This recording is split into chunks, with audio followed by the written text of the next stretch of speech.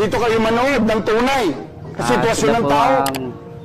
Kaagapay natin sa pag-action dito sa may problema rito sa may Carmen Planas, District 1, Tondo, Manila. Dito sa may at napapaghatian to ng dalawang barangay. Dito nga po, barangay 2, dito barangay 3. Wala silang sistema, ayan, babalik din sa dati.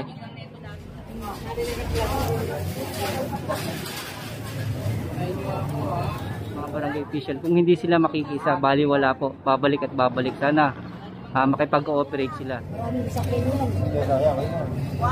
Ating tinatapunan nila. Dalhin nyo naman.